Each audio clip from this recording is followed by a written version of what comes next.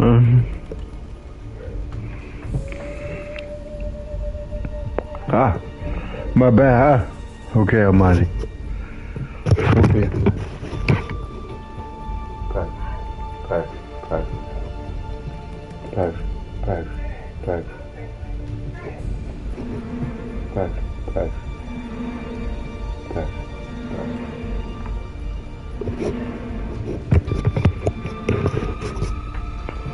perfect.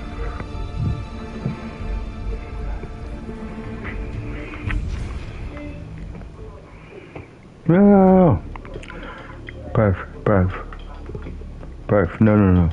None of that.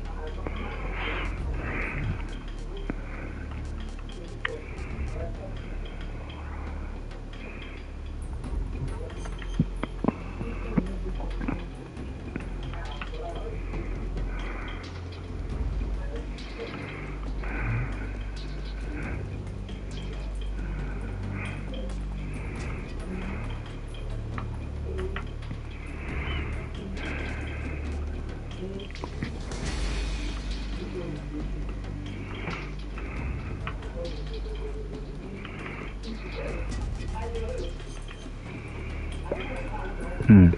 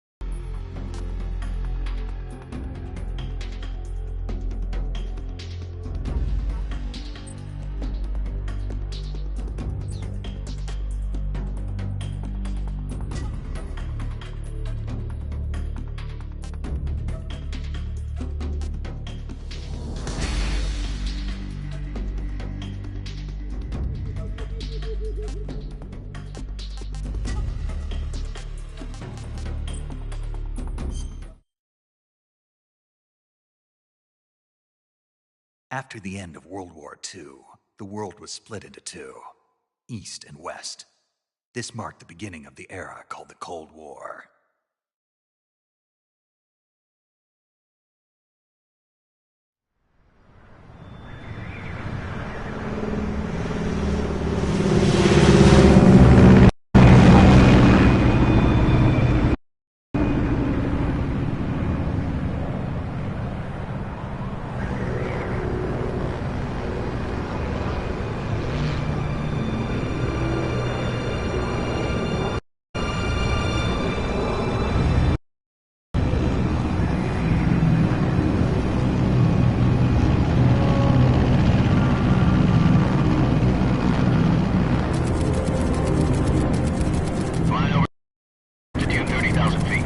Approaching Soviet airspace. 20 minutes to drop off. Commencing internal depressurization. Equipment check. Arm main parachute. All right. You ready to go? Drop zone still showing a high pressure mass. Cav okay. Good. We've got high visibility.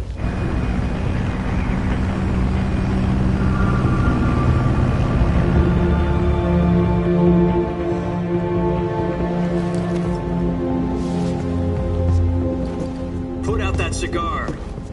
Connecting oxygen hose to interior connector. Put on your mask.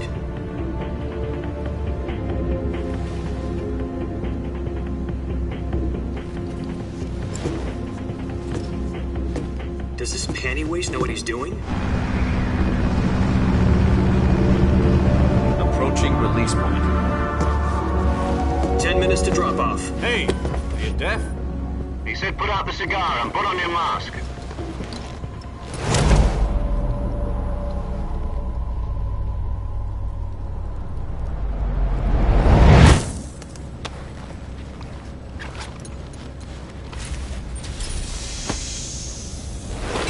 Depressurization complete.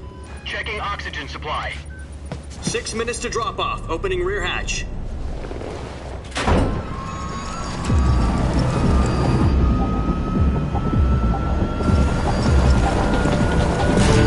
Sunrise.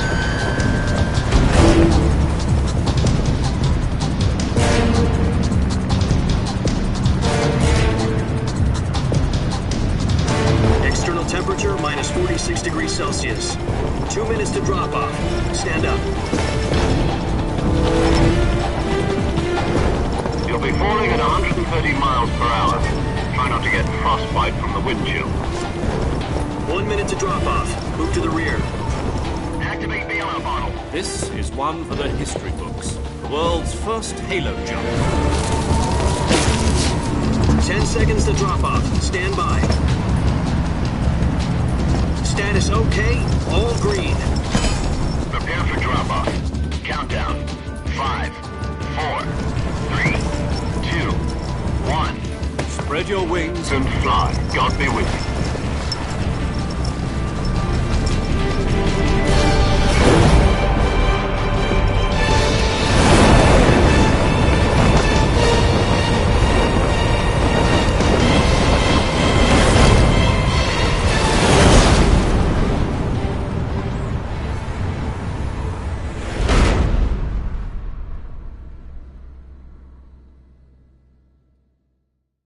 Jack, I've got some important news. The head of the CIA has finally given us the green light for the Virtuous mission. Virtual mission? No, the Virtuous mission. The future of our Fox unit depends on it. If it succeeds, we'll be officially organized into a unit. Virtuous mission? Sounds like some kind of initiation ritual. You know, don't get cocky. This isn't a training op. Right. So what exactly is this wonderful mission? Well, about 2 years ago, a certain Soviet scientist requested asylum in the West through one of our moles. His name is Nikolai Stepanovich Sokolov. He's head of the OKB-754 Design Bureau, one of the Soviets' top-secret weapon research facilities, and the East's foremost expert on weapons development. Sokolov? Isn't he that famous rocket scientist? The very same. On April the 12th, 1961, the Soviets achieved the first manned spaceflight in history. The Earth was blue, but there was no God. Well spoken. The rocket that carried Yuri Gagarin into orbit was the A-1, known as the Vostok rocket. Sokolov is said to be the man most responsible for the multi-engine cluster used in that rocket. After Gagarin's flight, Sokolov left rocket development to become the head of the newly established Design Bureau.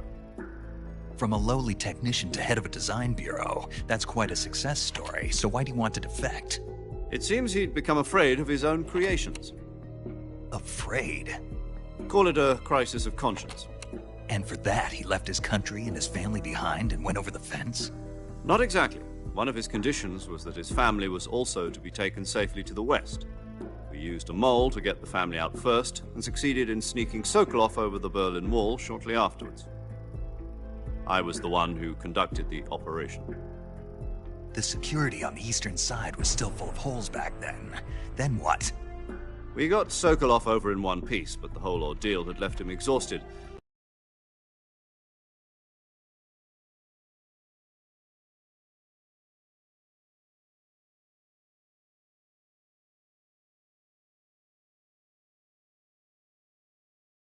And we checked him into a hospital in West Berlin. It took him 2 weeks and more than 600 miles to get from the research facility in the Soviet Union to Berlin. He was in no condition to say anything coherent. And it was only a week later that we had something much bigger on our hands. The Cuban Missile Crisis. October the 16th, 1962, President Kennedy received word that the Soviets were in the process of deploying intermediate-range ballistic missiles in Cuba. The President demanded that the Soviets dismantle and remove the missiles. At the same time, he announced a naval blockade to prevent further missile shipments from reaching Cuba. But the Soviets didn't back down, instead placing their armed forces on secondary alert. Soviet transport ships carrying missiles continued on course towards Cuba. US and Soviet forces went on alert for an all-out nuclear war. Frantic negotiations were conducted through the UN's Emergency Security Council and unofficial channels to end the hair-trigger standoff. Finally, on October the 28th, the Soviet Union agreed to remove its missiles from Cuba, and so the world avoided a nuclear holocaust. But in order to get the Soviets to pull their missiles out, we had to make a deal. You mean the one where the US agreed to remove its IRBMs from Turkey? No. The Jupiter IRBMs deployed in Turkey were obsolete, and we were going to get rid of them anyway. They had no strategic value whatsoever to either the US or the Russians. The Turkey deal was a ruse, a cover story that was fed to the other intelligence agencies around the world. So what did the Russians really want? Sokolov. They wanted us to return Sokolov. You mean the Soviets pulled out of Cuba just to get their hands on Sokolov? That's right. What the hell was he working on? At the time, we had no idea. We were running out of time. It was either give up Sokolov or risk full-scale nuclear war. In the end, we had no choice. President Kennedy gave in to Khrushchev's demand. The next day, I got Sokolov out of the hospital, handing him over to agents on the eastern side. Sokolov kept on screaming, "Save me," until he disappeared from my sight. Then, a month ago, we received some new information from one of our moles.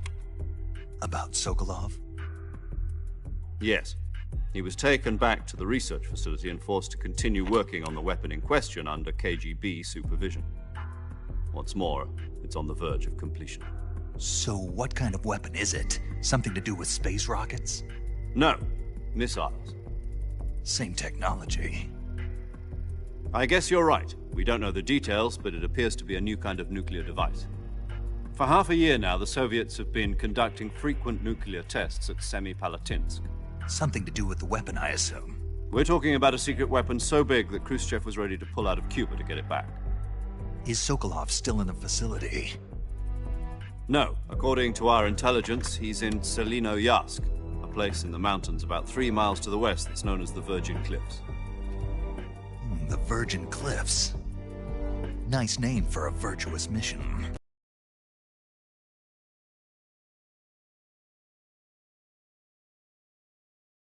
They moved him there just recently. Why? Apparently, they're conducting a field test of the weapon, but it's our best chance to get him back. This mission would never have been possible if he was still in the research facility. This is our last chance. Sokolov must have known that too when he contacted us.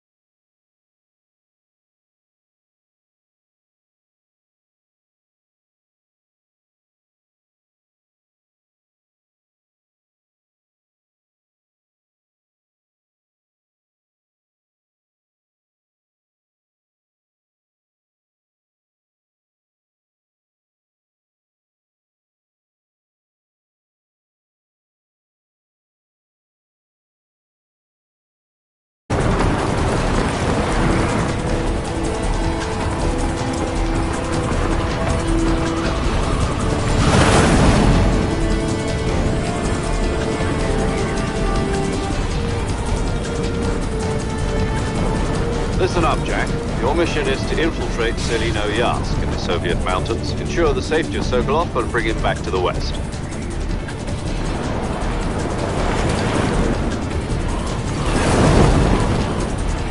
If we don't get Sokolov back before that weapon is complete, we'll be facing a major crisis. The clock is ticking.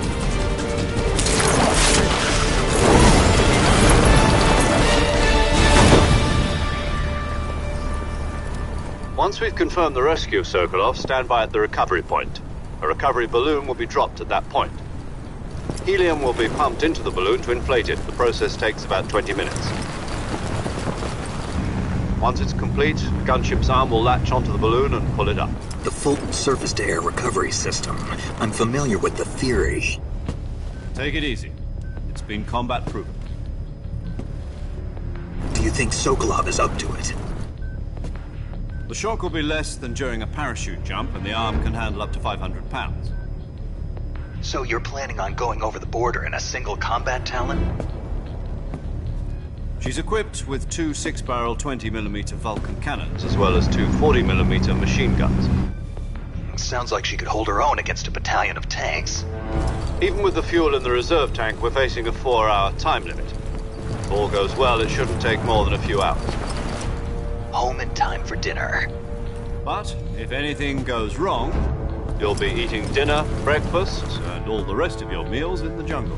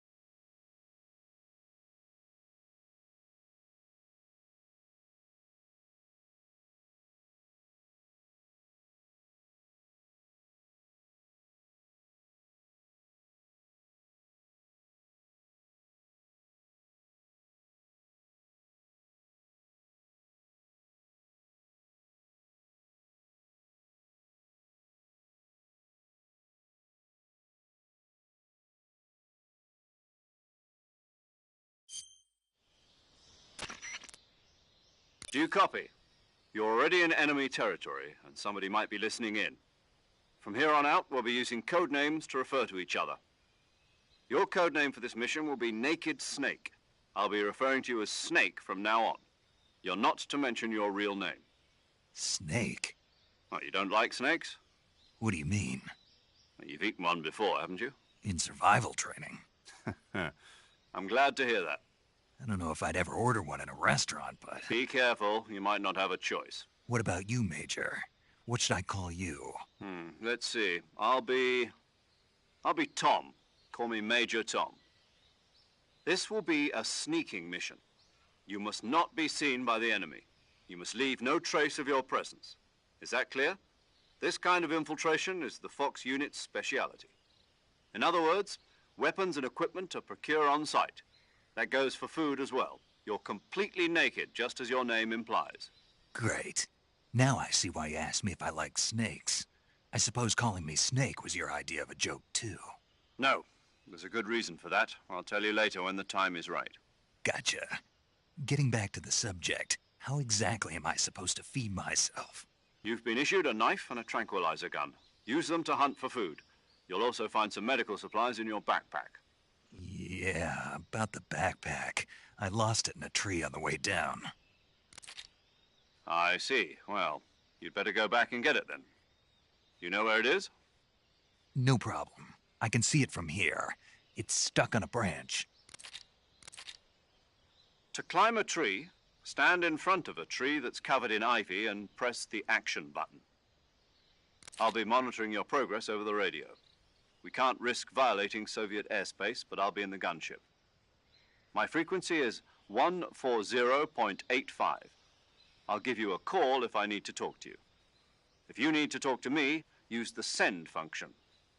Okay, Snake, go get your backpack.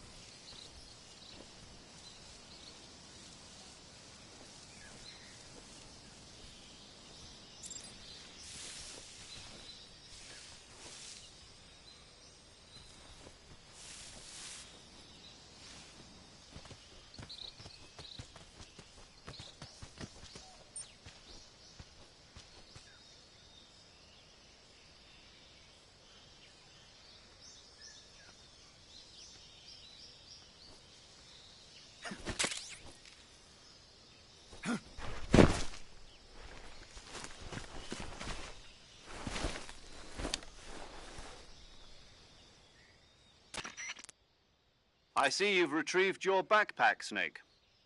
To equip a weapon, it's necessary to take it out of your backpack.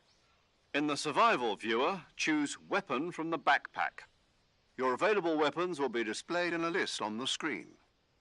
From that list, choose the weapon you want to equip and press the Enter button. For other equipped items, just do the same thing from Item. Got it. Use the survival viewer backpack. Yep, that's right. Survival is fundamental to this mission.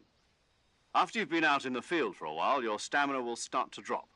If your stamina gets too low, it'll affect your performance. You won't be able to shoot accurately, for example, and your wounds won't heal as smoothly. Keep an eye on your stamina so you don't run out. To recover lost stamina, you can hunt for local flora and fauna. You can use either your tranquilizer gun or your knife to hunt. My only weapon is a Mark 22 Hush Puppy tranquilizer gun? That's right. It's been fitted with its own suppressor. However, the suppressor will deteriorate every time you fire. Once its durability reaches 0, the noise suppression effect will be gone. So don't get too trigger happy with it. The suppressor's durability is shown in the icon. Any weapons and equipment beyond what you're carrying now, you'll have to find as you go. I have to find my own weapons and equipment? Whose crazy idea was this anyway? Solo covert actions are standard Fox operating procedure. You can't leave any traces of your presence. No weapons, equipment, footprints, sweat, or bodily waste. The same goes for bullets and cartridges, too. Your presence in enemy territory is already a violation of international conventions of warfare.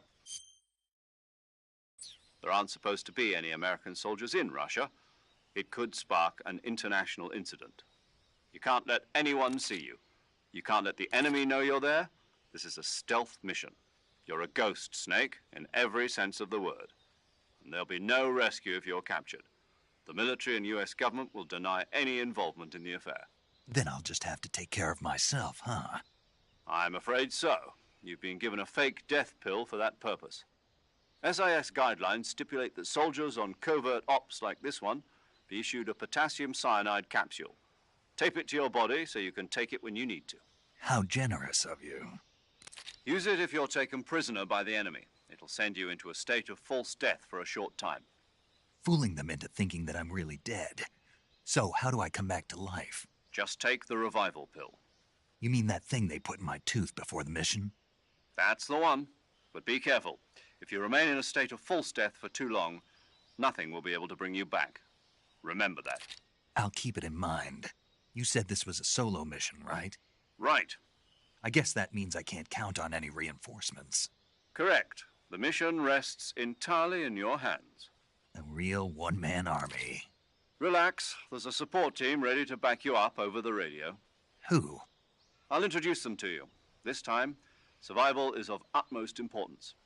The first member of the support team will be in charge of monitoring your physical condition, acting as a medic, so to speak, as well as recording your mission data. She's a member of Fox as well, and she's here on the gunship with me. She? Hello, Snake. I'm paramedic. Nice to meet you. Paramedic. As in a medic who comes in by parachute. Aren't you going to tell me your real name? Are you going to tell me yours, Mr. Snake? My name, huh? It's John Doe. And they call you Jack for short. You're a regular Captain Nemo. A name means nothing on the battlefield. After a week, no one has a name. What's your name? Jane Doe. Very funny. I wasn't joking, but I'll tell you my name only if you manage to make it back alive. My frequency is 145.73. She's also in charge of recording your mission data. Whenever you want to save, send a message over the reserved save frequency, 140.96. So saving lets me record my mission data. That's right. It also records the state of your health. Good to know. There's one more person I want to introduce you to, Snake. Huh? Speaking of snakes, you remember the boss, don't you? A legendary soldier and your mentor. Actually, it was the boss that got the DCI's authorization in the first place. She's going to be serving as Fox's mission advisor. The boss is? She also helped me plan this mission. She and I...